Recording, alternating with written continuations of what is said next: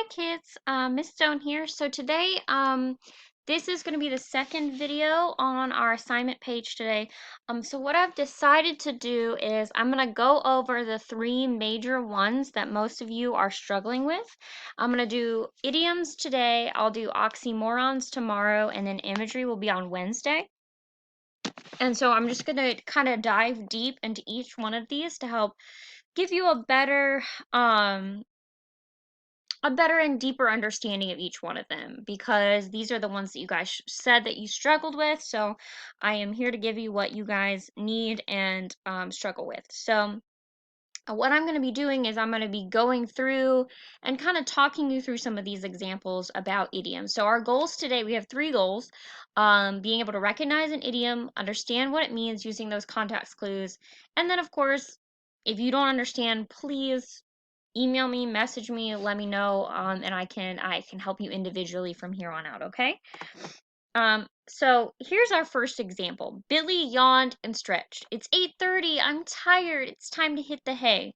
So the first step in trying to figure out an idiom is looking for words or phrases that really don't make sense when you look at them in the sentence.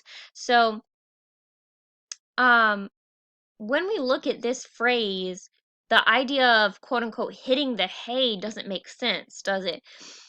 Like, because our hands are for helping, not hurting or hitting, and most of us don't own hay, number two, and why would we be punching hay in the first place? Like, that doesn't even make any logical sense. Like, who goes out and is like, you know what I'm gonna do? Punch some hay today. Um, so idioms are words that don't really mean what they say, and they definitely don't make sense when we look at them in the sentence. So there are clues in every sentence that hint at what an idiom means. So obviously you don't have a neighbor, but in the sentence below, what are the clues to let us know that what the idiom hit the hay means? Well, we've got a few. We've got Billy is yawning, he's stretching. It's 8:30 at night and he's tired.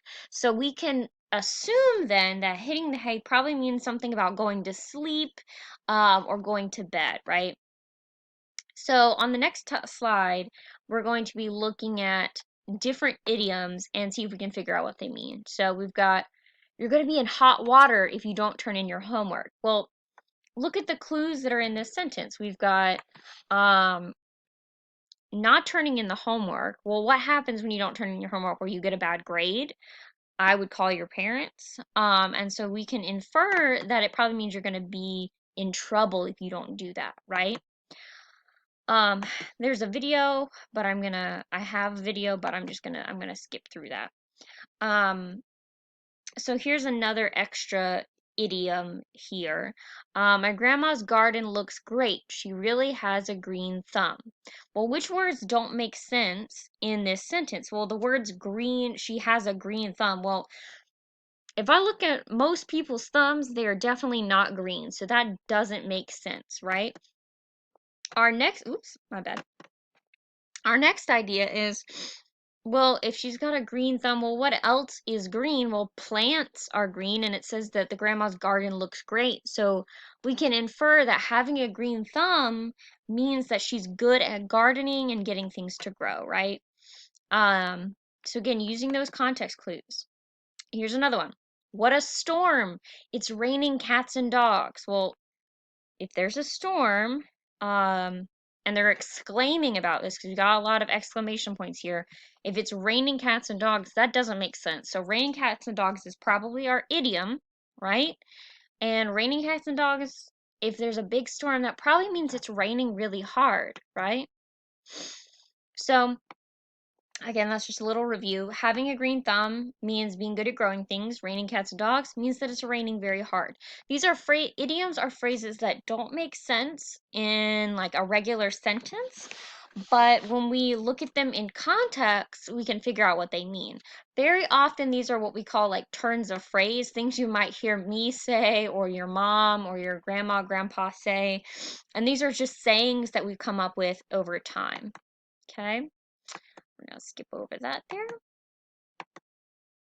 So here are a few questions, and obviously you guys are not participating in this. But if we were in class, this is what we'd be doing. So, here's a sentence. You're a dead ringer for my cousin Billy. He has red hair and freckles too.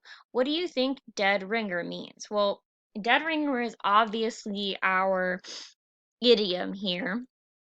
And so if if these two people, cousin Billy has red hair and freckles too, that means you in this case and the person Billy look very similar. So we can assume that dead ringer means that you look similar to another person. Here's another example. Fred came late to work again today, so his boss gave him his walking papers. What do you think gave him his walking papers means? So that phrase, gave him his walking papers, doesn't make sense, right? So it's definitely an idiom. And so if we read the sentence again, Fred came late to work again. So we can assume then, and we can infer that Fred has done this a lot, right? And if you show up late to work very, very often, you're not coming in on time, you're not doing your job, what's going to happen? You're going to get fired. Okay, and usually get fired by your boss. So we can infer then that using these context clues that giving someone their walking papers means that they're getting fired. Okay. So, be on the lookout for these idioms. They are words that don't mean what they say. Um, ask help if you're reading and you see something that doesn't make sense like this. But do try to use those context clues, okay? I hope that you guys have a great day and that this video really helped you out. So tomorrow I'll be going over oxymorons, and then Wednesday we'll be looking at imagery, and then I'll be checking in with you guys again to see if these lessons are helping you, okay? So again, let me know if you guys need anything. That's what I'm here for. I miss you kids so freaking much. Um, I love hearing from you. Please shoot me emails or text messages, and let me know how you're doing. I'm doing okay here. It's just it's difficult being cooped up inside, and I know that you guys are probably missing each other just as much as I'm missing you. So keep safe out there, keep washing your hands, keep social distancing, and I'll be in contact tomorrow. Bye.